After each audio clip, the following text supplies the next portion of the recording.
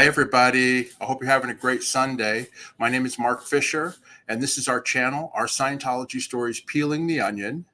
And I want to introduce my co-host, Janis Gillham Grady. Hi, Janis. How you doing? Aloha, Mark. Good day, everyone. We are in for a fun interview today. And since we're going to be peeling the onion, I'm wearing my onion earrings. And I've had a good week. I just spent 4 days with friends in Nashville, and I'm ready to get going. Okay, well, then I'll go ahead and introduce our guest. And we've interviewed her before over the last couple of weeks. And she's a good friend of ours and a very experienced Scientology executive and our friend. And it's Bitty Blythe. How you doing, Bitty? Hello. Hi, Bitty. Hi, Janis. Anyway, yeah, the subject, go ahead. Do you want to say something? No, I was just saying I've got a dog here, so just don't mind my arm moving around. Okay. My dog's around as well, so that happens. My cats are sleeping on the couch, so we'll see. We want to welcome everybody in the chat. I realize there's a couple other shows going on right now, but hopefully they'll be coming over here shortly.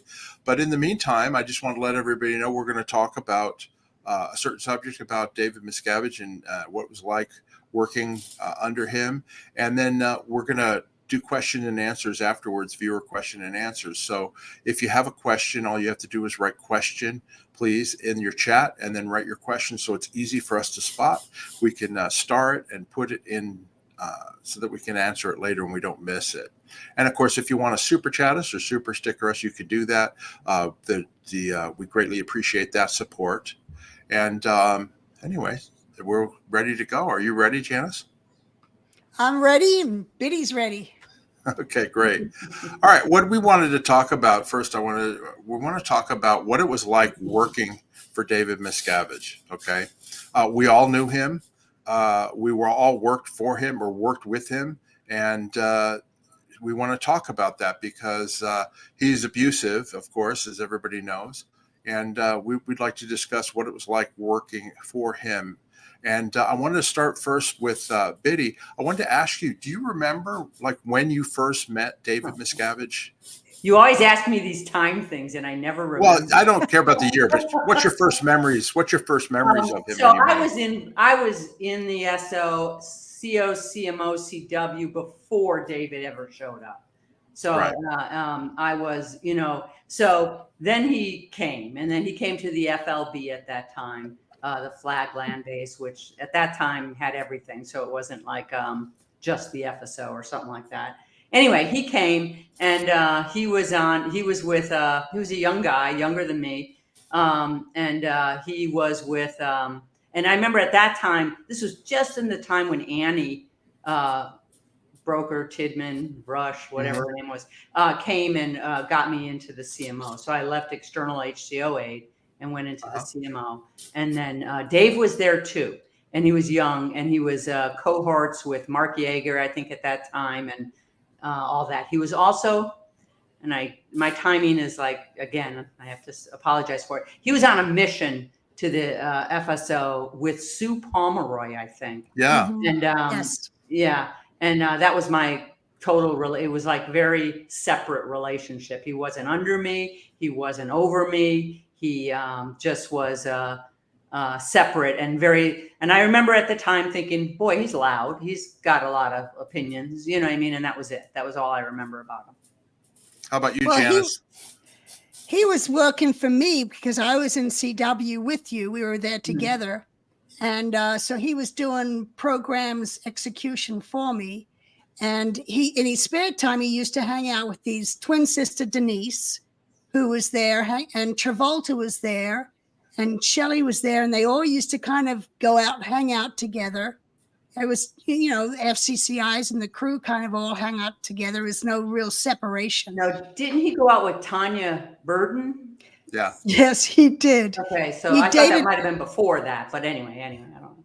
Well, Tanya was also part of that kind of group. I just want to remind us, okay, a lot of our viewers don't understand the abbreviations and stuff. So if you say FCCIs, they don't know what that is, or CW or whatever. So we all have to watch that a little bit. So just reminding you all that. At least you're keeping us in line, Mark. Yeah. Thank you.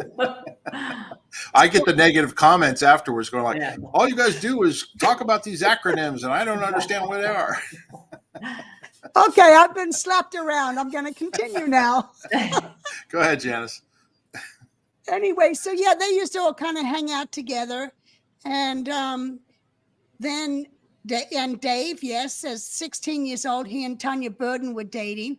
And Mark and I actually told a story later on about that in one of our earlier videos. So people can go watch that video if they want to see the story. But then in January of 77 is when I was told to send some messengers up to LRH. And I picked Dave as one of them and sent him up to La Quinta. And that was after his failed mission with Sue Pomeroy. Yeah, it was a failed mission. It was at that time it wasn't known, but yes, it was a failed mission. Right. Yeah. Yeah. So anyway, that's how he ended up at La Quinta. Was I sent him up there because LRH was asking for some new messengers. Right. And as far as I know, the mission was in an attempt to get the flagship service org sort of up and running. And I think Greg Wilhare might have been the CEO, or was it that other guy? No, I think you're right. I think it was Greg. He was CEO around that time, Greg, and then he was replaced by Franny or Carl Carlson. There was Heidi Voss's husband might have been on at Alan. Yeah. Alan Voss. Yeah. He was the LRH communicator. He was never CEO? I don't think so. Okay. No, that might be right. Yeah. I mean, I thought Heidi was for a little time and he was the LRH. But anyway, I don't know. But anyway, it was the failed mission. The reason I bring that up is trying to get the FSO to the flagship service org at that time, the highest org in the church, up and running. You know what I mean? Because it had just sort of, like you said, it came from originally the Apollo, and it was like so small, like maybe a handful of people, and that was it. And then it moved over to Clearwater, and it remained small. So anyway, I think the attempt of that mission was to get that thing going, and it was considered failed. Right. Yes. Right. And I believe that was the only mission Miscavige did. I don't remember him doing any other missions. He later became a mission ops, but I don't believe he ever went out on a mission again. So a failed missionaire running missions. Exactly. And that is accurate. And he was, I forget if he was the mission third or something, or on that mission or something like that. He wasn't but nonetheless, it was failed. They couldn't get the going. Yeah. Anyway. Go ahead. I'm sorry. Then he made his bones. He made his bones when he was in La Quinta, right? First as cameraman on the shoot crew, which turned out terrible films. But anyway, he always considered. Well, I wasn't at La Quinta. No, I know you weren't. I was just saying. So I went there for a small time, for a short amount of time, to meet LRH and stand watches and all this other stuff to do what a messenger does, because I hadn't done that. I was external HCO aide. And when I got there to La Quinta, he was what was called Unimed at that time. It might have been, maybe it was switching over to gold. I don't know, but it was Unimed. And he was the cameraman. Cine. Okay, there you go. Yeah. And he was just learning to do the camera, and at that time. So, and then later I remember, and this is where I got to know him the most. This is where I worked with him the most. He was action aide or action chief, CMO INT. At some point earlier, CMO INT and CMO CW had split apart. It used to be CMO CW was everything. I think probably when you were there, Janis, whatever, it ran, everything, FB and all that. And then it was switched out. Then it sort of separated and it went to La Quinta or maybe INT or whatever. And then so, and he was part of that. So at some point he went to Action Aid, and I was in an investigations unit, which is called IU, and I was in there for about 10 years, a long time. Yeah, I remember it was around 1980 when you guys, they did the whole organization mission evolution. And now I may be late on this chain, but Miscavige and all those CMO int, you guys all went to PAC, right, Janis? I mean, not everybody, but that's when Hubbard took off, and they went to PAC because they were afraid that Quinta was going to get raided. A reporter showed up there, right? The LRH was at X at that time, and this was in late 79, because in early 79, December 79, I went on leave to Australia for 4 weeks. And while I was in Australia, those that were on Watchdog Committee or handling management were all moved down to PAC, Los Angeles, from Hemet. But LRH still had a bunch of messengers with him at X. Okay. But they were moved because the Guardian's office said, yeah, there's going to be some inspections and some people coming, and they did not want to have to explain what the CMO was and the management. So they wanted it out of there and down in Los Angeles. So all that was there was Cine at that time. And LRH was still at X. And then a couple of months later, because Gail and Lois used to go from Los Angeles up to X in Hemet every Friday to go over all the statistics with LRH. And they were doing that while we were in LA, going up there. And then I think it was around February or March that LRH then took off with Pat and Annie. Now, while we're on this subject of Pat and Annie taking off with LRH, I want to bring up, because some people think that they were selected because of certain management abilities or whatever. They were selected. We sat down as messengers, and it was like, if LRH has to leave, who's going to go with him? Because Kimmer and Mike Douglas, who normally went with Hubbard, had blown. So they were no longer there to go wherever Hubbard needed to go if he had to escape. So it was sat down, and I remember sitting there going, I'm not here because I didn't want to have to go. So it was like, okay, well, Pat and Annie are married. So that seems to be the more ideal situation, is send a married couple with Hubbard rather than some single girls or some single boys. It would be better as a married couple. And so that is why Annie and Pat were picked, not because of some special ability or because they're the most trusted. It was because they were married, they were picked. Right. And just one thing I want to say, I wasn't part of any of that. Right. Well, no, I was in Clearwater at the time. Yeah. And so any of all that occurred or decisions that were made and all that type of thing were separate. The only thing I can say about Pat and Annie is Pat, from even the Apollo, was always considered like sort of off base a bit, he was always imagining things he was paranoid beyond belief, and he always thought things were like happening and whatever. Annie was a long-term senior messenger, like for a long time. And and that was a separate job at that time. That was service to this guy, L. Ron Hubbard, who, you know what I mean? And you did everything for him. And that was a separate job almost to the other jobs. And so, and she was obviously knew that, you know what I mean? I think personally that it would have been her that made that, that caused that to occur. And he was an afterthought. That would be my thought. But I don't know, that he was like, because they're married, he went along and that was it. Yeah. And he also provided security. Well, Pat had actually gone with Hubbard when he left, when the Guardian's office got raided by the FBI. Pat went with Claire and Dee Dee. So he went as the male to take care of things. And he was always the one doing the mail drops and picking up the money. And Claire and Dee Dee, mostly Dee Dee, was with Hubbard himself. But Pat was the kind of run around in security and that type of thing. So they had a male with them. Yeah. And he liked that kind of thing too. He liked the sort of, 007-ish moving around, that type of thing. I mean, I just remember I saw him twice at the base when he came after, Hubbard took off and before Hubbard died. Twice he came because he was the one who would bring the communications from Hubbard and from the management back up to Hubbard. And he had a long beard, like you wouldn't recognize him. But one time I saw him, he jumped out of the van and he was carrying an Uzi, like an actual, automatic weapon, running around the villas. And I didn't know what, I mean, I almost ran into him. I had no idea, so he was very paranoid, like you said, and a little crazy, Yeah, that's how I remember he him, was.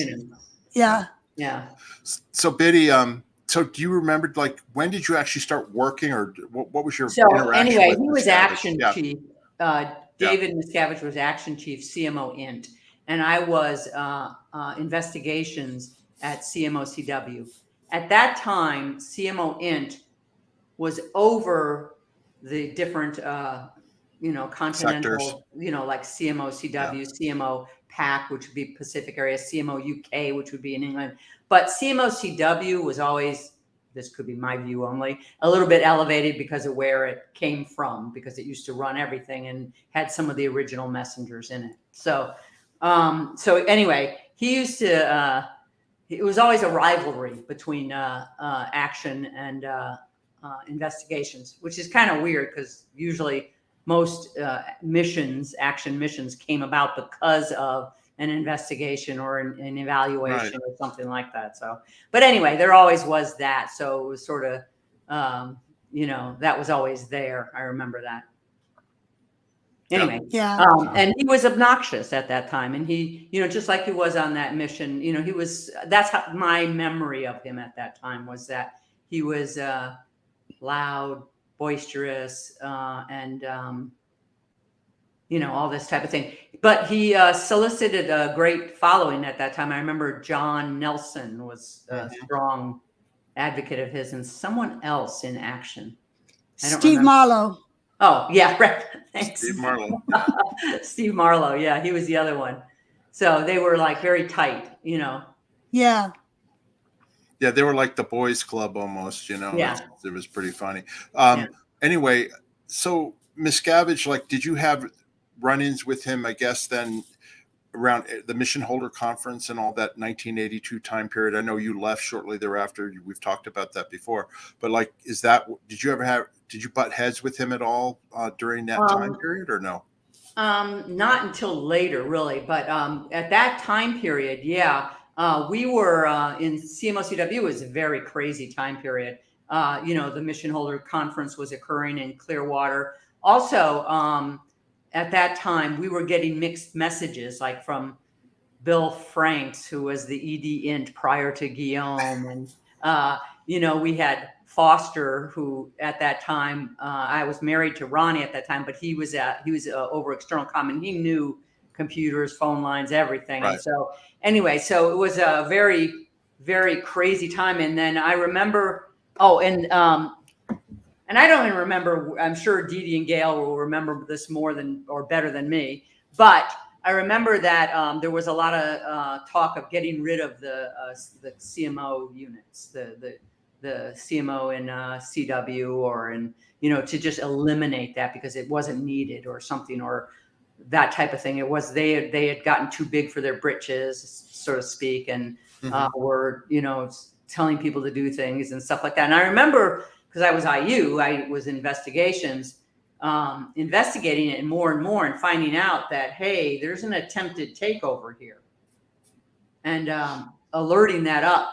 And I think it was Gail that was on at that time, but I forget who. But I sent it up as an alert, and then that backfired because my report and I think the takeover occurred at the same time. You know what I mean? So it was like not a good thing. So and I think that that was John Nelson and David Miscavige and all that. And again, Janis, you may have a totally different view from being up there looking down. This is me looking up at what was going on. And I thought David at that time was part of this, as was John Nelson, as was, you know what I mean, and Bill Franks, and that they were attempting to overthrow the church. They they did their whole spiel on the mission holders and were very heavy on them. I remember that. And we were saying, why are you doing that? You know what I mean? We wanted control, but not that heavy. And so that's what I remember at that time. And then at that time, then we, of course, that's when the sun tanning thing all occurred with Paul and all that, because we were busted at that point, me and Ronnie, you know. And right before that, just so you know, Mike Rinder was the CMOCW, and he was called up to do the GEO thing. And I don't even know at that time that that's what he was doing, but I just knew that he was being called up. So Ronnie was made CO or DCO CMOCW is what it was called. And I was IU. I had been IU the whole time. But anyway, so go ahead. I was going to ask Janis, can you fill in from, you know, like when Bitty reported this up and then Gail and them were taken out by John, was DM involved in that, or were you around for that, Janis? Well, I was kind of around. I was taken down as well. Yeah. That's right. A lot of people. Oh, you were the saboteurs? No, I'm joking. Oh, I was taken down because I was so disaffected with what was going on. And I was very vocal to the point that even Blake Huffam came up to me and said, Jan, you've got to calm down. They're talking about declaring you and offloading you. Because I just didn't care. I was so fed up with what was going on, and these people, unqualified people, suddenly showing up, and it was all coming from DM. Well, what had happened is Gail was noticing stuff going on with Miscavige. So, and meanwhile, LRH had actually ordered sec checks on Miscavige and Pat. Sec checks are confessionals that they're investigative auditing, where you basically find answers from people. Go ahead. Right. And so, yeah, these sec checks were ordered, and Jesse Prince did the sec check on Miscavige, and David Mayo did the sec check on Pat Broker.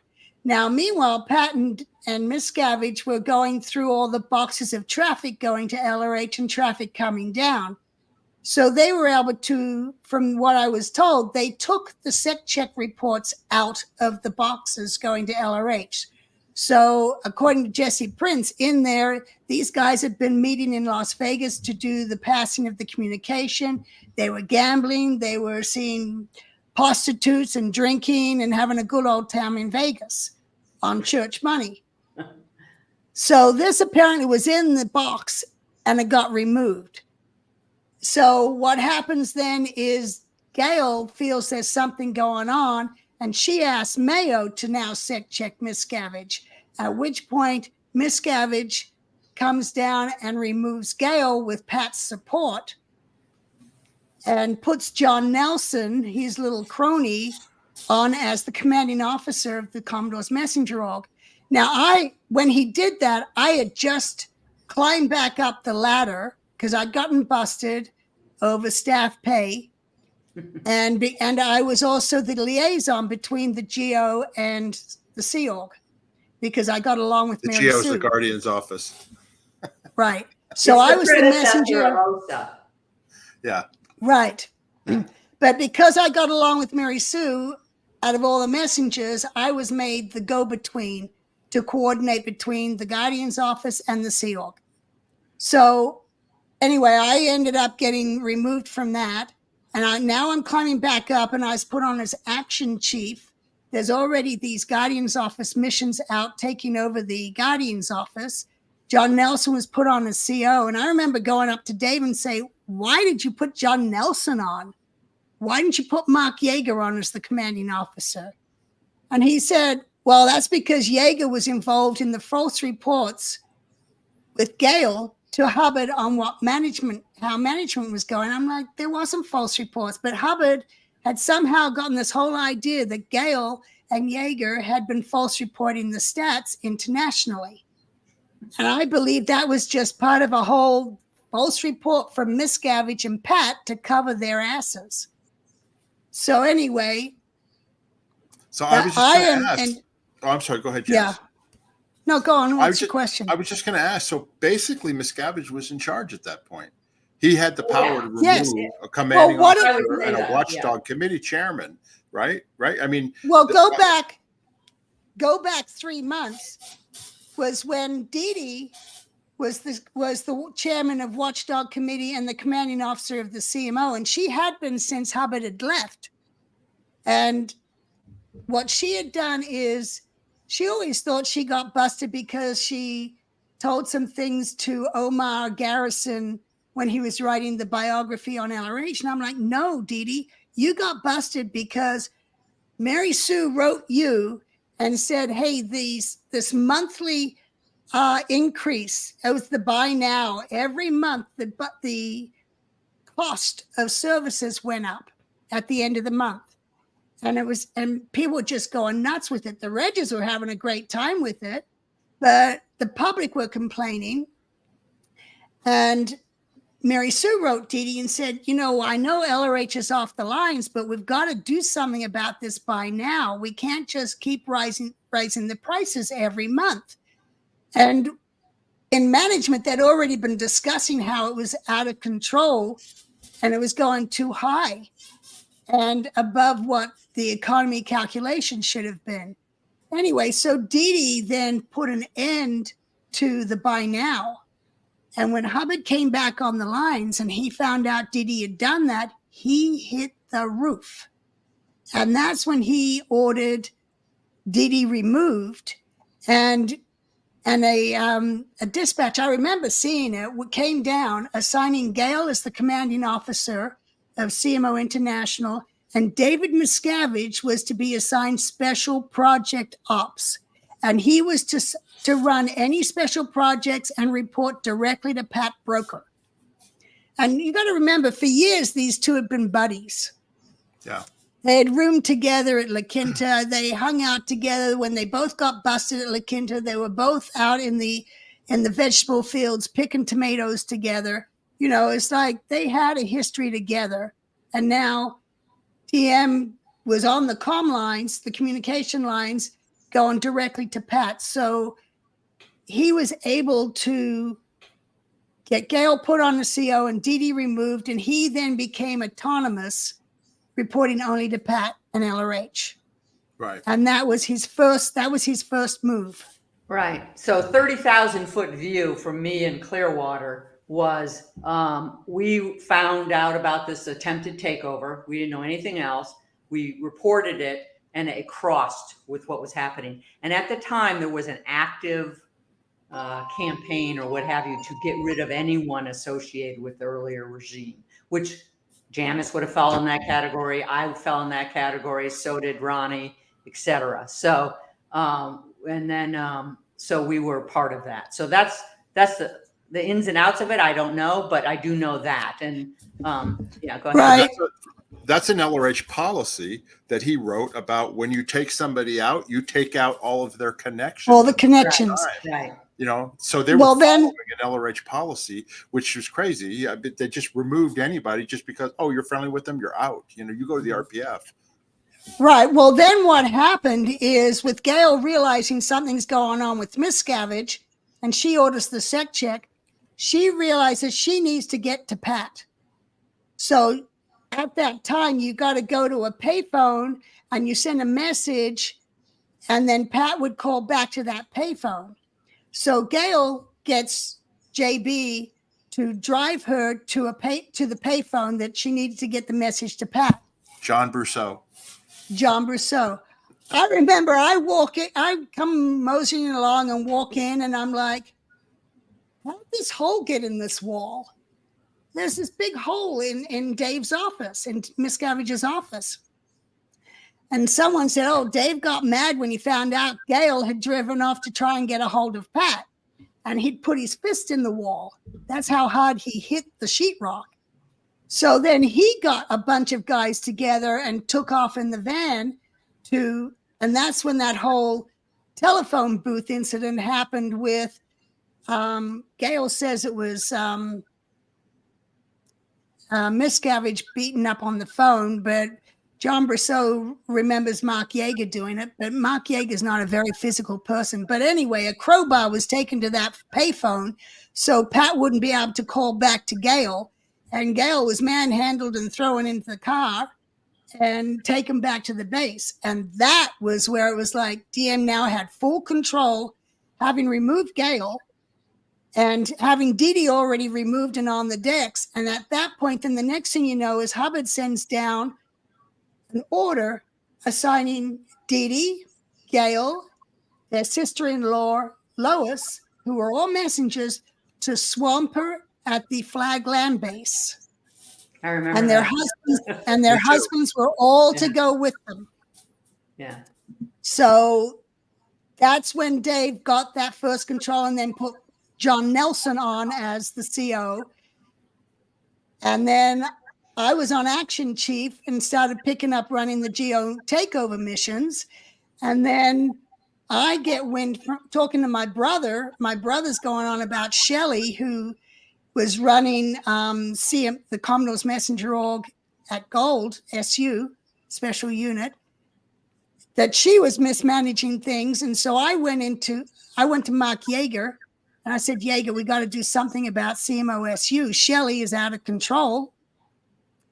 And he says, and I said, we got to get an OBS mission in there to find out. OBS is as an observation. So Yeager says, well, we've got to get John Nelson's okay as the commanding officer. I'll come in and I'll back you up. And I'm like, great, let's go do this. And we go into John Nelson's office and I'm like, I got to send an OBS mission in to find out what's going on with CMOSU. I have reports of Shelley mismanaging things. Meanwhile, I knew my brother was going to blow because of the things he'd said to me, but I wasn't putting that into the story. So Nelson was like, no, you're not going to send an OBS mission in there. I'm like, why not? And he said, because then I'd have to deal with Dave when he finds out we're doing an OBS on his wife. So I'm like, with or without your permission, I am firing this OBS mission. And I walked out, I grabbed Mo Samuels, and I got her in briefing and sent her over there. Next day, I was off post, again as disaffected. So you see, to our viewers, if you went up against Miscavige in those days, he had the backing and he could just remove you and put you in the RPF or on the grounds or running around a tree, right, Janis?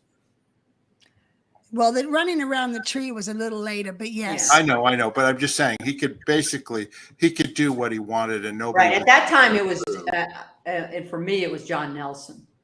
Yeah, he was in charge of the CMO, and he was when I got reports or things back, it was John Nelson. So that's who I thought about. And in our case, I think Dave did a lot of extra work to not be involved in it, not seemingly involved in this type of thing because of Ronnie and because of me. You know what I mean? Right. Well, Nelson wouldn't do anything without Dave's support. Right. He would call Dave to get okay or go over things with him. Or especially he would never act on his own.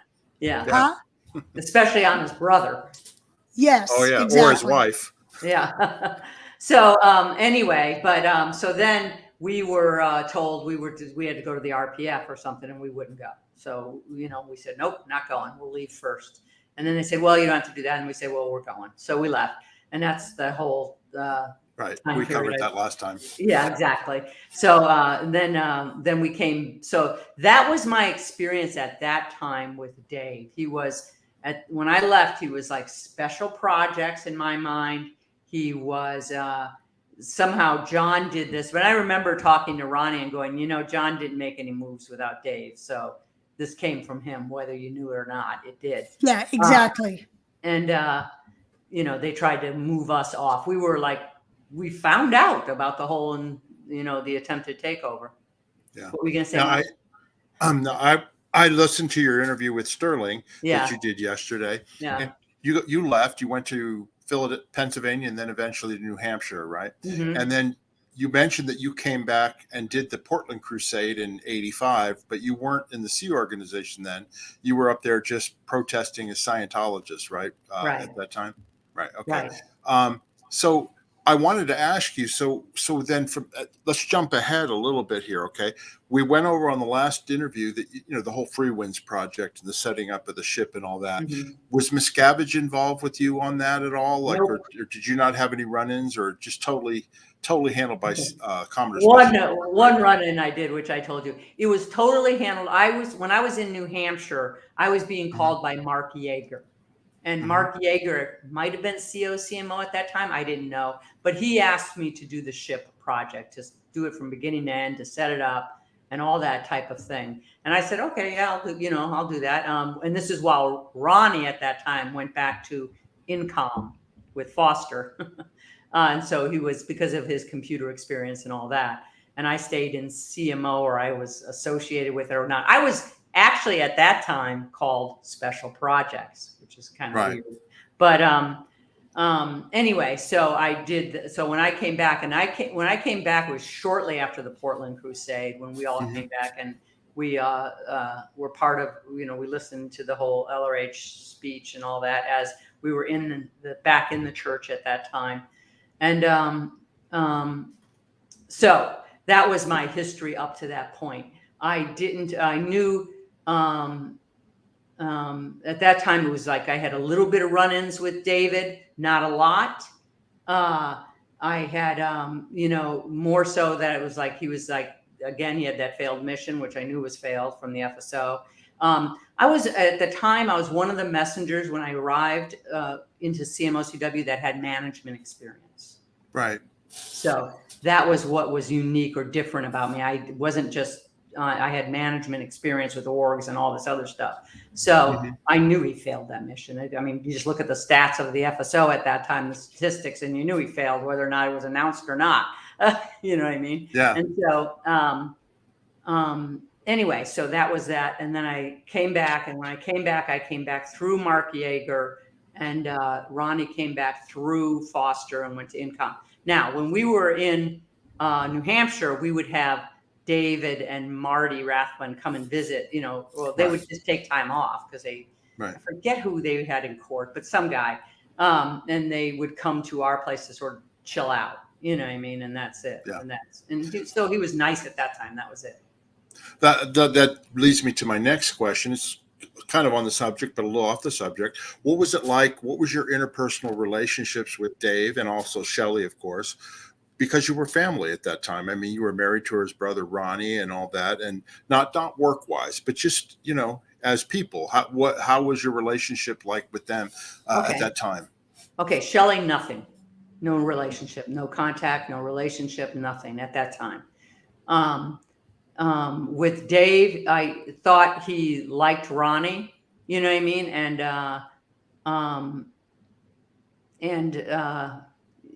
he was nice to me. He wasn't like, he didn't do any of the stuff he's later then did, and stuff like that. He was, I always felt at that time, hate to say this, but I always felt, oh, Ronnie this, Ronnie that, you know what I mean? I was always second fiddle to that, which at the time made me mad because I was like, hey, wait a minute, I held higher posts. You know what I mean? But because of Dave's influence that had, Ronnie never did that, by the way, but it was done, chronically, afterwards. So, but the relationship was fine to almost none. I didn't know how a family related to one another at that time, to tell you the truth. Well, like, you guys didn't take liberties together, or there were very few liberties, but I mean, days off. I remember I was out in the New Hampshire at this time, and so I would make meals for them. You know what I mean? Okay. I would cook, and they loved the meals. They loved it. They thought they were the greatest things since sliced bread. And that was it. That's all I remember. You know what I mean? Okay. All right, so I want to jump ahead again now, because we covered the Free Winds and the ship and all that, and then you finished that project, and then is that when you came and started working on the ranch? Or go ahead. Well, I don't. No. So I didn't. The ranch was a side issue. It was always a side issue. It was while I did the ship. So it was, I did it on my spare time, so to speak, because of whatever reason. But the only run-in or whatever I had with Dave, and I think Pat, at the time of the Free Winds, was my major dealings were with Mark Yeager. I got to tell you, the entire time. And so, but the only thing I had is that they wanted the decks of the ship painted brown. I remember this so well. I'm like, why do you want the decks painted brown? Well, because of Earth. Earth is brown, and so they wanted people to be, feel like they were on Earth and not like out at the sea, which would be blue. And it was like weird. I remember that, and I said, "What decks?" So we're not going to paint the teak, you know what I mean? So it's just going to be the upper deck. I said, "Okay, I'll do that," you know what I mean? But that was it. That was my only run in. I don't know. Aren't they teak wood? They're teak wood. Yeah. Why would you paint teak wood? Yeah. Yeah, so you don't. You don't paint teak. So, okay, I'm trying to jump ahead now in terms of we did the ship thing. So then, after you finished the ship, I know you got in CMO at some point at INT, right? So, am I jumping too far? It was kind of weird. So when I came back, I was sort of like, "What am I?" I didn't know. You know what I mean? I was sort of like, and at that time. Not hate to say this, but at that time, if you were a messenger, if you had served on a watch with LRH, no one could take that away from you. Right. That's what we were. You know what I mean? And so I had that. But then I had also left and all this other stuff. You know what I mean? And I was always halfway. So when I was, and I remember because we were in the PAC org in the Blue building at that time, and I think RTC was there. I remember Vicky Asnaran being there. Yeah, they had offices there too. Yeah, and that's when I found another office in what I call Doggy Heaven and all that, and worked out of there and all that. And so I was there for a long time, and I ran probably 40 different projects to work out the amenities, projects to set up the galleys, projects to recruit people, projects to reg people, all these various things in order to set up this thing. External comm, the logistics line had its own org board and charts and stuff like that. And and then at some point that moved up to INT. It was like, you can't continue to run all this out of PAC. You have to move up to INT. So I had to move up. And I remember moving up to CMO's INT at that time in Del Sol. So doing that. And that's then when I wanted the ranch set up. Right. Because I was no longer right there, and all that. So, and the ranch I did as a side thing. It was not a job or anything like that. I was just special projects for ship special project ops. You know what I mean? And I reported to Mark Yeager, and he was the CMO at that time. Anyway, so later, all that happened, maiden voyage. So we set up the ranch, we had the maiden voyage, all that type of stuff. I became at that point WDC FSSO, the flagship service org. Right? Exactly, because I would run it for a while. So then, and I don't remember how it happened, but at some point it was like, go to the FSO and work with, I think Debbie Cook was on at that time, and work with her to get the FSO built up. And I did that as special projects, again, not as WDC FSO. I wasn't. It was Cheryl Azevedo. She was also ops chief or something, but she held both jobs. But anyway, so I went down and set all the FSO up at that point. You know what I mean? Again, my dealings with Dave were like hands off. Like, he would come sometimes and talk. I remember him determining that I had to stay there to do it. I was really mad. And I said, no way, I'm not staying. I have a husband, I have children, I have I'm not staying, you know what I mean? And at that time, I think Mark Ingber was CO. I don't know how it switched or what switched it or whatever, but Mark Ingber. Janis's favorite. Yeah. Anyway, yeah, right. I got that. Anyway, and he was horrible, and he couldn't give any reason as to why I had to stay and all that. And at this time, the flagship service org was doing statistically, forget all the stuff, not forget, but all the other stuff was occurring with it. But statistically, it was doing way better. It was doing over 1 million, maybe even 2 million at that time a week. Mm-hmm. A week. It was like an outrageous machine. Anyway, so I had to stay there and continue to run it with Debbie and all this type of stuff. And she always was in marketing and had a lot of views on that and that type of thing. And anyway, it was at that time I was at the episode. So he was hands off. So Dave did not interfere. He left it alone. And so I was left alone for quite a while. And I don't know what he did during that time. I can't tell you. He was at ASI. He was, all this other places. And I was at the FSO and working on that project. So, but I did start to notice things. This is when I was like, wait, what a minute, what's happening? Now, again, got to understand me as a person, I had tunnel vision. I was like a workaholic, tunnel vision. I just stayed on what I was doing and that was it. I didn't get off onto other things or anything like that. And again, my experience was management. It was orgs and working with orgs and stuff like that. And that was something Dave had no experience on. Right.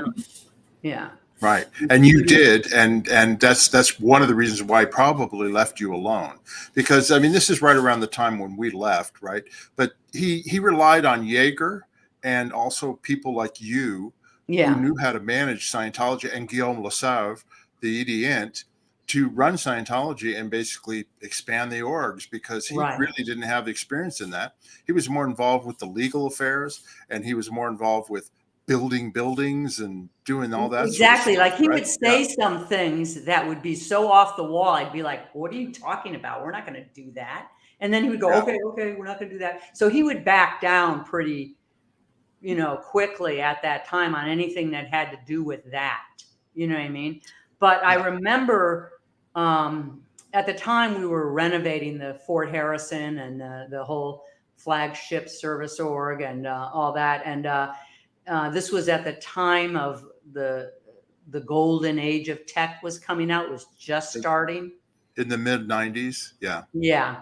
And so my scene or time with him was very centered on a very exact time. Let me ask you, though, I want to ask, how did you get into the Religious Technology Center then? At what point, and become basically the Inspector General, but you were the Deputy Inspector General. So how did that all come about? Because of the FSO. So I left the FSO and went to INT to be that job. So I went from there as special projects or whatever to DIG, at that point. But now why did he choose you? Do you know why? And what happened? Did you replace somebody, Greg Wilhare, or what happened? Greg Wilhare. So sorry, let me just spit out one point that I wanted to get in. Problem. I'm sorry. This is just run-ins during the time when I was at FSO. So most of them didn't exist, but one did, and that is that it was a golden age of tech. They were videoing all the sessions, and Lisa McPherson was in session. And they were trying to say she was clear. And I'm like, this girl's obviously not clear. I didn't know anything. I wasn't technically trained. I didn't know anything. But I'm looking in at this video and I'm thinking, why are they calling her clear? It's ridiculous. Anyway, at that time, I said, where is this coming from and all that? And Debbie pulled me over and told me at that time that Dave was CSing that. Mm-hmm. And he wasn't even trained. At all. He'd last audited someone back at St. Hill when he was 12 years old or something, and not studied any tech or done an internship. Right, exactly. And she was, climbing the walls at that time, so to speak. And so it was, it was like, so that was another run. And I went click, and at the time, who I was, I was like, tunnel vision, working on this project. I didn't get into all this other stuff. And I certainly didn't get into the tech of Scientology at that time. I don't say that proudly. I'm just saying I did not. Yeah. You know what I mean? I understand. So anyway, so then at some point the flagship service org was doing really well. So it was doing really well. And I was brought up to be DIG. There was no IG. So it was DIG under Dave. He then left almost immediately after that. It might have been to replace. There's a picture of you then. Yeah. It might have been to replace Greg, but I don't remember replacing anyone. You know what I mean? And Do you remember why? Did he ask you? Did he say, or did he just say, you're going to be in charge of RTC? Or how did that come That about? was kind of how it was done at that time. It wasn't like asking, I sort of, it was sort of like, which is a big change. So things had changed quite a bit since the earlier time to now. But one of the things that changed was you weren't particularly asked. You were told, hey, this was done right. I want you to be in charge of the whole RTC and management at that time. And I don't even know who the CMO was. Might have been Mark. I'm not sure. But so I got asked to do that at that time, Okay. and that was when. What I noticed with Dave's management was, if someone does well on something, he then takes that person as his next solution to the next big problem. Exactly. Because that's what happened with me. I did the free wins. Then the next thing you know, I'm doing the e-meters, and then I'm doing uniforms. And, it just kept going on and on and on, just using me for everything. Yeah. And he would do that. So he would take people that had done well at something or whatever and use them and promote them and say they were good and do all this other stuff. Until they didn't anymore. Let me just point out to our viewers 2 basic L. Ron Hubbard policies, whether you believe them or not. In the real world, I've seen this happen as well. Basically, L. Ron Hubbard called that a "Hey You" organization board, which is basically like, "Oh, you're doing good. Hey, you come over here and handle this problem for me." Yeah, exactly. Meanwhile, what you were doing really well at. And then that falls apart. And then he's like, "Oh, hey, you come over here. And hey, you go over here." And he never established anything. He never built an organization that way. And then the other thing that he was totally guilty of, and I know you'll agree with me on this, in Scientology, there's a thing called a danger condition, which is basically if you bypass a senior in an area, like let's say I'm in charge of an area and Janis comes in and starts ordering the people that are working under me and completely ignores me, you've now created what's called a danger situation in Scientology or in management, because you basically have pushed that executive out of the picture. So now they're not going to listen to you anymore. They're going to listen to Janis or David Miscavige. And so it basically completely tears apart an organization. Am I right? Right. And that was his modus operandi the entire time I knew him. Exactly. And so I was so if you were to say, what was your experience with him? I was on a side of the fence where it was like, oh, okay, yeah, go do this project, go do that, do this and blah, blah. And I was generally known even at that time for not going like, for example, they tried to declare my mother or something like that. And I said, no, you can't do that. No, you do that, I'm out of here. Okay, we won't do it. You know what I mean? And so I would, and it wasn't like, it might've been Dave involved in that, but whatever. So I was known for not accepting the normal stuff, you know what I mean? So yeah, I think he kept me, and it's funny. I talked to my sister who talked about how it was just Sarah. And she talked about how when she first came in the SO, she was always in a lower condition. Every organization was in a lower condition, assigned by David. So, CMO int or all this other stuff. She was always in. It was always a joke for us because she always worked with me and we never really did that. You know what I mean? I went, well, I'm not, no one signs me some lower condition. I don't do that, And so, anyway, so I had that type of attitude, you know what I mean? So, and I was kept at a distance, I think from him, except for then he brought me up to do the RTC thing. But I started noticing stuff at that time. That was the time I noticed that the Nori thing. Right. Which you said last interview. Yeah. Like, what are you doing? Like, and I was like, sort of, and the big difference, I'd say, having worked in the real world corporate, world and all that, they can be pretty tough, and they are very tough. Yeah. I mean, I'll be right back. Okay. Go ahead. Keep going, Bitty. All right. Pretty tough, you know what I mean? But the difference is this. Here's the difference, is that you can be tough and all that type of stuff and say, you want this done now and and all this other stuff. And then you can be personal. And he was personal. He went after people personally, and I saw that. Attacking. Yes. Attacking them personally. Exactly. Like I remember, I hate to say this, but Amy Scobie, he went after a lot. You know what I mean? For what reason? I mean, she didn't do anything to him. So why did he do that? And I remember seeing that going like, why are you doing that? Well, leave her alone. You know what I mean? Or Nori or something like that. So I started noticing these things, you know what I mean? Right. So and this was the first time really in all that time I had worked directly with him, but I knew he was always obnoxious and loud and whatever, but so what? You know what I mean? That wasn't like, you know, that wasn't such a, that isn't such a big point against someone, but the personal vindictiveness, the, you know, I remember this, and you have a picture of him as well, who I admired greatly, Norman Starkey. Yeah.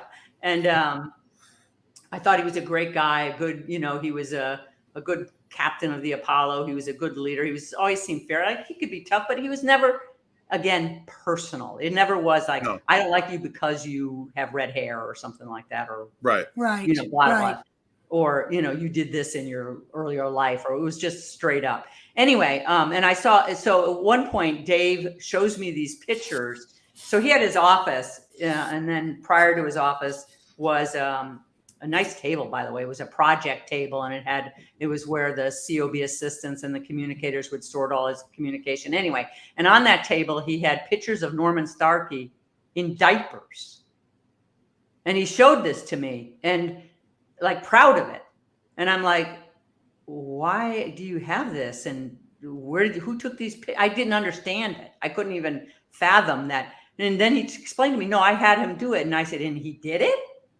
He just put those on? You know what I mean? And he said, yeah. And I said, well, I couldn't comprehend it at that time. I couldn't comprehend why anyone would even do that. You know, why he didn't just punch him in the face and say, no, I'm not doing this, or leave or something. You know what I mean? So I don't know what he held over them or whatever, but he did. Well, anyway. No, that's total senior abuse. Yeah. Because Norman at that time would have been in his 60s or 70s. Yeah. And, you know, and that is just abusing the old guy. That's a good point. Yeah. Yeah. And then we've heard other stories too, where Miscavige would make people hold up, you know, pie faces or whatever, pie tins, or wear masks when they talk because he didn't want to look at their face, or like, you know, the nameplates that they wore on their uniforms. He would change it to whatever degrading nickname he had for them. And you're supposed to get people to work for you like that, you know? Right. I mean, that was... Go ahead. I'm sorry. I was going to say 30,000 foot view on the, again, I'm sort of summing up a lot of things, but I don't think he knew the first thing about how to manage an org and how to get a company, an org chart, anything to produce more without hurting the people in it. I don't think he knew how to do that, number one. And so he always fell back to what he sort of knew, I guess. He got rid of anyone except for brown nosers. He was like, he would keep, you know, only the people next to him that would support him, or, you know, he would keep them very tight. You know what I mean? And that's where, by the way, I think Shelley went off, as I think she stopped doing that. You know what I mean? She stopped brown nosing him. Yeah, exactly. She just went, wait a minute. And that's same thing for me. I mean, basically, when I started thinking, I'm not going to do some of these things he's taking, and then before you know it, I'm on the decks, and before you know it, I'm gone, because I'm not going to put up with that, you know? Exactly. And so, you know, and you see this thing. So if someone were to say, you know, what's your biggest regret or whatever, you know, that type of thing, it would be that I should have been a lot nicer to people on my way up, you know what I mean? And not so ruthless, you know, on that. Yeah. But two, I should have stayed, because I think I could have changed things with him. Yeah. You know what I mean? I don't mean stayed like because I believed in Scientology or something like that, because I told you, I've already said before, I wasn't part of that side of it. Yeah. But because I could have done something. He was like, I think it was Ron Miscavige Sr., who mentioned that absolute power corrupts, and, you know, blah, blah, blah. Absolutely, and, yeah. And so I think he did. And I think that he got so much with no one correcting him that it just went on. And what did he know? He only knew how to be mean to people or Exactly. and that was what he leaned on. You know what I mean? Well, and my additional theory on it is that, you only can lead people by fear for so long. I mean, you can Right. scare anybody to do something if you're threatening them. People do it all the time. You know what I mean? You threaten, but if you continue to do that, you're not building anything. And then you're going like, okay, well, he's gone, so I'll put somebody else who I can scare again to keep it going. Right. Go ahead, Janis. Well, the saying, the SRAs, severe reality adjustment. Reality adjustments. That was started by Miscavige. He created that. He's the one who said, "Oh, he needs a severe reality adjustment." Mm-hmm. What that means is getting in somebody's face and yelling at the top of your lungs about how messed up they are. I'm using, polite language, but basically it was called a severe reality adjustment, and it was to scare the crap out of people. Yeah, so that they would shift their view onto something that you think right, apparently, you know what I mean, whatever that right was. Well, now the other thing I think that I want to mention is that obviously Scientology's continued to raise huge sums of money. I mean, when we left, I remember Sea Org Reserves was like $350-400 million. And now we're here, these numbers are $4 billion and all this other stuff and the real estate they bought. And from my exterior view, it seems like Miscavige got into the point of running Scientology through these events and getting the International Association of Scientologists to take money from these wealthy people and getting them to donate. And that's how come he's able to continue to have the money to do what he's doing. Because like you said, Bitty, he can't run an organization himself. That's why there's nobody in these orgs. They're sitting there empty, right? Right, because he doesn't have the foggiest clue on how to do it. And no one would, he doesn't know how to set up the structure for it or nothing, you know what I mean? So yeah, he knows how to cut a ribbon. Yeah, exactly. Yeah. I guess so. It went to his head. I mean, I remember when he did the first time he did was Master of Ceremonies was after L. Ron Hubbard died. We did the March 13th release event of the Road to Freedom album at the Universal Amphitheater.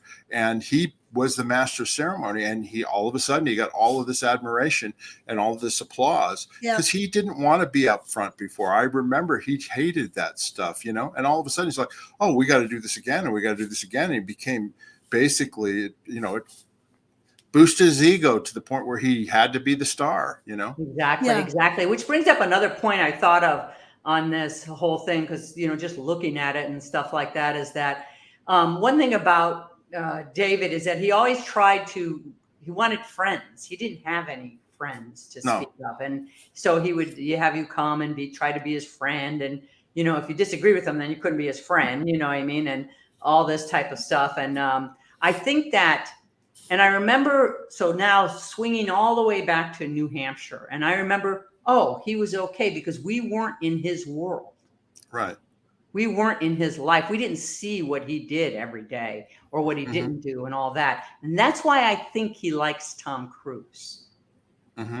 Is that he's not in that world. He doesn't, he doesn't know anything except for what Dave tells him,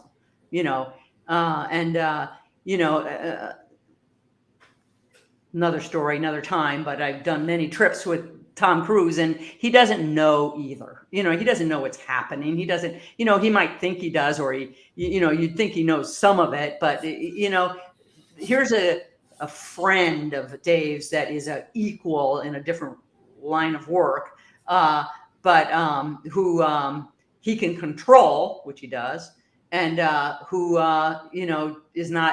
can't judge him for what he does. You know what I mean? So that's why I think he's friendly. Well, and I was around when he first met Tom Cruise and for the first couple of years that they were hanging out. And all of a sudden he felt like he was competing, actually. You know what I mean? Like, oh, well, Tom's got a Porsche. I've got to have this. And Tom flies on private jets. I got to fly on a private jet. Whereas before it was always, we flew business class or economy. I mean, you didn't spend all this money. And I was going to ask you, because weren't you around when they were building the Religious Technology Center building? And I was at the FSO when that happened. So Tom DeVach tells stories about them. He'd do it and spend all this money, and then Miscavige would come in and say, "Oh no, I don't want it like that." And then they'd redo it again, and they'd waste millions of dollars. And did they say same thing in the FSO too, right? Yeah, he to a degree. So if he So on that thing with Tom DeVocht and that, I think that was later. That was after I Okay. left. Because when After I you left, came okay. up, when I first came up, he's just started to change things. I remember two things. One, I remember the cherry paneled walls that were in there that were awesome. Like they cost so much money. And then a desk. He had a desk custom built for him that was like $26,000 or something. And then he didn't like it. Right. So I remember in the landlord office that the worst thing you can do in any construction is change midstream. It's just the worst thing you can do. You know what I mean? It's hard, costs money. It always is difficult. It's, you know, all this type of thing. So, and he would do designs. I'm sure like people like Sherry James will vouch for this. Do designs. And then he would come and say, well, I didn't approve that. And yes, he did. And it was totally changed. And he would go in and change it or something like that. So the fact that he would change RTC building a lot does make sense to me. It would be along the pattern of what he was doing at that time. Right. Which was insanity. Because like you said, you proved the designs, we're going to do the designs, and now all of a sudden you want to change them all again, you know? I just think yeah, and they weren't necessarily better. It's like a design. The one thing you learn is design is where someone's heart is at. You know what I mean? It's what do they like at that time? It's not, there's no science to it. It's an art form. You know what I mean? Yeah. And so you can't be wrong about a design. I mean, you know, it could be like wrong space planning or something like that, but the design and stuff is a matter of opinion. So a lot of people would be busted or whatever because of their design choices, but really it had, you know, it was like very subjective. It didn't have anything to do with anything. So anyway. Well, and Bitty, you were around during the time when basically you made do with the dollars you had. It wasn't like, oh, let's just spend extravagantly. Like I'm using the flying thing for an example. Okay. There was no reason why he couldn't fly first class. You know what I mean? But now all of a sudden he's got to have a private jet in order to go all over the world and all this other stuff. It's just, I mean, Hubbard never did that himself. You know what I mean? He flew on commercial planes, you know, right. and same thing with renovations and stuff like that. I mean, Hubbard didn't expect a Taj Mahal for an organization. He said, find something that was in a good area that you could clean up and fix it and deliver, you know? That's what I find really bizarre. Hubbard would be rolling in his grave if he knew the amount of money Miscavige has wasted on all these renovations. I mean, you don't need 5-star for an org. Right. You know, exactly. you need a clean building. Right, exactly. It was crazy. Yeah. Anyway, I left prior to the hole and prior to a lot of that stuff going down. It got a lot worse after I left, but well, not because I left, but just time-wise, it got a lot worse. No, it did, yeah. And so I've heard the stories and that type of thing from it. But I think that at that time, you know, he you know, if people like Mark Yeager, Gillham, and all that didn't just, you know, they had someone who would help them or worked with them, they would have taken up the rise and taken over and taken back the church at that time, but they didn't. And I feel bad about that because I feel I could have helped on that. You know? I understand. I did a mission into the exec strata and worked a lot with Gillham during that mission. And it was an affluent mission. Mm-hmm. And he was just so willing and so enthusiastic. He was incredible to work with. Yeah. Very easygoing. Yeah. And it's funny, you get the history of these guys and stuff like that. Guillaume's family's, you know, obviously from France. His wife was Italian. And his grandmother was in the French Resistance. Yes. And, yeah. And she was a big person. She was helping find Bobby. She testified against him in court to bring him down. Yeah, exactly. Anyway, and he loved her and all this other stuff. But the thing about Gillham that is a weakness or whatever is that he is a bit of a martyr. So you can hit him. You can do these things. You can say, well, Scientology isn't good enough or the orgs aren't good enough and that's your fault. And he would put his head down and say, yeah, it probably is. Yeah. You know what I mean? Because he was like that. You know what I mean? Yeah. And so that was probably his downfall. But other than that, I thought he was the kindest and nicest person. You know what I mean? And so is Mark Yeager. Yeah. Both times Mark Yeager got hit, Mark Yeager, just so everyone knows, is second generation, but he's adopted. I mean, he doesn't know his real father. He was Dutch. He was the family he's in. He was not his original family or whatever. But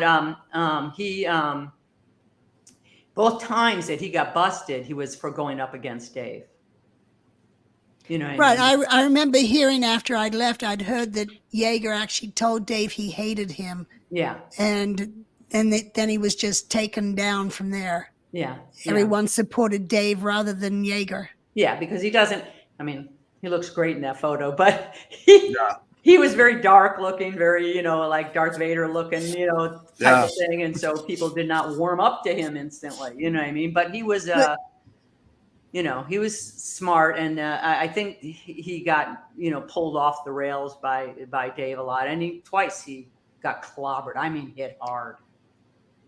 We used to watch Dave and Yeager competing against each other. Mm-hmm. And then Dave would just get into his aggressions, being very aggressive. And Yeager was not aggressive. Yeager was by the books, probably the best senior I've ever had. Mm-hmm. I'd stand by, I've seen later stuff of him that's not Yeager. That's someone else making him do that when normally he would not do it, no matter how much pressure he was put under. Right. He was a very decent person. Yeah. Anyway. Okay, I think at this point we'll go to questions, all right, and we'll wrap this up. Okay, so sorry that we had a good discussion. I hope everybody enjoyed it, and hope you all learned some things. And we'll go ahead and go to questions and answers. Okay, and I've got some stuff started here, so I'll go ahead and start showing them. We've got a super chat. Thank you very much. This is from Matthew and Erica. Hi from France.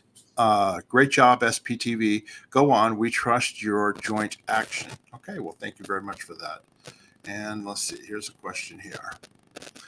Still sassy at 60. Question. How could you keep a straight face and not laugh out loud when the tiny troll was pitching a fit and blowing a gasket? A grown man throwing a temper tantrum. That's just crazy to me.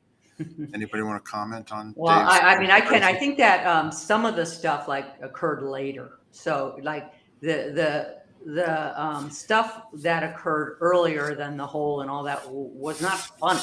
I mean, he would, when he was hitting Nori, that was not funny. And it was right. He was throwing a temper tantrum and all that. I think she's trying to say that why didn't we laugh out loud at how crazy he was acting, Miscavige, Yeah. And all I can say from my personal experience was, you're afraid. I mean, when you're a true believer and a Scientologist, a Sea Org member who signed a $1 billion contract, you think that he holds your eternity in his hands when he's in charge. You're going to the RPF. You're going to be declared a suppressed person. You're not going to be able to go up the Scientology auditing bridge. I mean, all these things, if you're a true believer, is something that he would hold over you. And so you would put up with it. Am I wrong? Well, so I was not a true believer. So to be honest, I was not, just was not, No, I'm not anymore, but I mean, when you're a staff member, I mean, you're dedicated to the cause. I was dedicated to the cause of helping other people and to the organizational technology that existed. I was not a trained auditor. I did not know it. Yeah. I'm being truthful. And that's just the way I was, you know what I mean? A lot of the stuff I heard secondhand, whatever, but, at that time, it was probably confusing. Like I keep saying, I was very tunnel vision on what I did. I didn't see everything that he had done. And when I did see it and he did throw a temper tantrum, like one time he did, when I actually ended up leaving, was when he threw a temper tantrum. I remember Tom DeVocht was there and he was yelling so loud about the birthing buildings at the in Hemet. And I was like, I wasn't even here. I don't even know about them. You know what I mean? And he was yelling so loud, or he was like a tantrum is the best way to put that, is that he was spitting. And I said, you don't spit on me. You don't ever spit on me. Fuck, excuse my French, but no, we're not, I'm not paying attention. I'm out of here. You know what I mean? And that was the end. So, should have laughed, probably would have been the better reaction than what I did at that time, truthfully. Okay. Thank you for that question. The next question is from Michael Harper. Question, L. Ron Hubbard at Creston. Where was the ranch? My mother-in-law grew up in Creston. I never went to it. It was the Whispering Winds Ranch, and we did a whole show with Jim Mortland on our channel, and you can see that, and we have photographs of the ranch, and he had been the foreman at the ranch after L. Ron Hubbard died. So that's what I would recommend you do, is watch. It's Jim Mortland, and it's on our channel. Go ahead, Janis. I want to just bring up that there is a reference to another ranch. There's the Creston Ranch, which is where Hubbard was, and then there was a ranch in Hemet where the children were. And I just want to make sure people don't realize it's two different ranches. Right. Good point. Okay. Thank you very much. Next question is from Val. So lovely to watch Bitty open up through these interviews and discussions. The bonds you all share, despite how they were forged, are a testament to the human spirit. Thanks for your work. Thank you very much, Val. That's very nice of you to say that. Like I said, and I'll say it again, sorry, the team of people that existed at that time and throughout the Yeagers, the Gillhams, was incredible. And that was the greatest asset that was wasted by Dave. Yes. And exactly. not only wasted, but stomped on. And that, if anything was the greatest error he did or whatever, it would have been that. Yeah. Yeah. Okay, great. It's okay. Moon Age Daydream. Question for Bitty. Can you explain a little more about how you suspected the coup, what the reaction was within those who suspected and reported it? At that time, how I found out about it was through Bill Franks and who he was talking to about it. And for some reason, the name Wasserman comes to mind. He was married Kathy Wasserman. Kathy Wasserman or something. Anyway, so I found out through that by getting information from that. This is how I found out that coup. And I suspected the coup at that point. And I had heard that from someone in CMO PAC that, we're going to be dissolved, or we're going to be, it's going to be, so just little rumblings like that all around made me put, 2 and 2 together and go, wait a minute, there's something happening here. And I was able to, and then I suspected at that time, John Nelson. I probably expected Dave, but Dave was not big on my radar at that time. He was like John Nelson more so was. And so I reported him. I reported that to Gail at that time, but I don't even know that it made it to her. It sort of like the report crossed. Probably didn't. Yeah. Okay, thanks very much for that question. Next question is from Nita Peep. How did you have any time to do side things? Probably the ranch you were referring to as a side thing. Because it was important to me. I mean, at that time, so I made time to do it, Yeah. Well, you had 3 children that you wanted to have near you, and they were in PAC in Los Angeles, and you were in Hemet. So you took the initiative to do something about getting those children in a good space and being cared for, and closer to you. Right, exactly. And where I felt there, and mainly it had to do with LA. LA, in my opinion, was at that time was so bad that I had to get anyone out of there. So that was the reason. Okay, thanks very much for that question. And I think, sorry, one last thing I was going to say on that. I don't think on the subject of my kids, I don't think anyone would side, no one would come to me and say, well, you can't work on that. Because I would say, oh, yeah? Right, exactly. They didn't tell me what to do, So that would have been it. So I made that a side thing because of that, If anybody doesn't realize, you don't tell Bitty, oh yeah, you can't do that. Oh yeah, no, you don't do that to Bitty. Well, there was also people. She decides she's going to do something, she's going to do it. I know.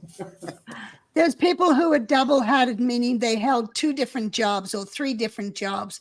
So Bitty took on the extra job of making sure a ranch and a safe space was set up for her children. Yeah. Okay, great. And next question, Ann Battles' question. I was so glad that all of you got out of Scientology and got your families rekindled relationships with your families before it was too late. What family members you could. Thank you very much, Ann. That's a nice comment. And we've all tried to do that. Yeah. And we've had, varying degrees of success, but overall, we've been out for a long time, and Bitty has too. And it's great to be able to have those relationships back. So anyway, thanks very much. Next question is from Mr. Crow. Question, Janis, are you familiar with Mike and Virginia McGlaughery? Mike was in OSA, and both are facing homelessness, and Mike's got health problems. Dana has been covering their struggle. I don't know who they are. Do you, Janis? Yeah, I've heard of them, and I've seen their website, and I am not fans of their website and what they post. I never heard of them. No, I'm sorry. Sorry, Mr. Crow. We haven't not heard of him. Next question is from OneLove51000. Question, how long did it take for David Miscavige to go off the rails? Did you notice bad behavior before he took over? Good Janis, question. you probably, yeah, it's a good question. I was going to say, Janis, you were around him the most in those early days before he took over. So I can cover his pre-Scientology days. Okay. Anyway, he is, and this is from his mother, his dad, this type of thing. So yeah, he used to be called Little Hitler when he was a child, because he was very aggressive, very demanding, and blah blah blah. He had chronic asthma, and so I remember Ronnie used to say he'd do all his fights for him. Like he would he would be at school, and Ronnie would all of a sudden be ringed into a fight he didn't know he had to fight because Dave set it up. You know what I mean? So he would be on that. And his so he did not when he went into the SO, he went in at 16, and the reason for that is he wasn't allowed in earlier per his parents and all that type of thing. But then the minute he was 16, he was able to go into in Clearwater and be in there. His mother, I can tell you right now, was not the hugest fan. She left the running of her estate and all that to Ronnie, actually, afterwards, and not to Dave. So if that's any inkling, I think it's been a long-term problem. Yeah. Well, I remember his dad used to call him in Theta Enrique. Enrique and Theta. Enrique in Theta. Yeah. Yeah. And I remember hearing the story from his mom that she used to call him Little Hitler. Yeah. Because there was a time we were going up skiing on a ski trip. It was Paul and I, Dave and Shelley, Ray and Gelda, and I think Vicky and Rick. And Loretta came too. And Dave kept getting mad at her because she wouldn't call him sir. Yeah. And so then he driving. He was having a fit about it. That he had to stop the car and with the keys go into a restaurant to talk to his mother and just kind of try and knock her down a few pegs. And we're like, what the hell, man? Let's get up the hill. Yeah. Anyway, and then she still wouldn't. He finally gave up. She would not, back down to him. No. Good for her. I would have never, ever had my father or my mother call me sir, ever. Yeah. It would be mom and dad, and I would be Mark. I mean, I don't care what your position is. You call them you show them respect as your parents, Mm-hmm. Anyway. Right. All right. Thanks for the question. That's the last question I think that we have here. I wanted to show a couple things here. Janis has got 2 books. She's got this one here is book 1. Commoner's Messenger, book 1, A Child Adrift in the Sea Organization. And that's Janis right there, Walking with L. Ron Hubbard. And then she's got a second book here as well, which is book 2. And that's also Janis with L. Ron Hubbard. And you can get these books at our store. All you have to do is click on the website on our YouTube page and go to the store, and you can order an autographed copy of each of these books, and they'll be mailed to you. So if you're interested in learning more detail, they have photographs in them. All you have to do is go to our store, and you can click and order the books, and Janis will autograph them for you. We also have merchandise available at our store as well if you're interested. Please subscribe to our channel. This is the address, our YouTube channel. If you haven't subscribed, please do so. We really appreciate it. And if you have any other questions that we missed, please ask in the comment section. And I check them all day long. So, I always answer the questions. So if you have something we missed, please ask in there and we will get back to it. Bitty, we want to thank you for being with us again. And we hope you enjoyed it. And do you have anything else you'd like to say before we end off?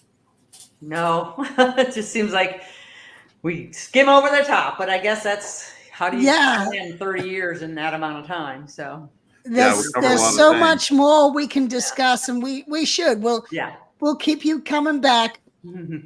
Yeah. And then Janis, I want to preview just for people that are watching right now. We have a video interview that was put together by a gentleman who was a final Sea Org member and Scientologist named Robin Scott. Janis, Bitty may remember Robin Scott. But anyway, we've got a 50-minute video that he's put together that we're going to premiere on our channel soon.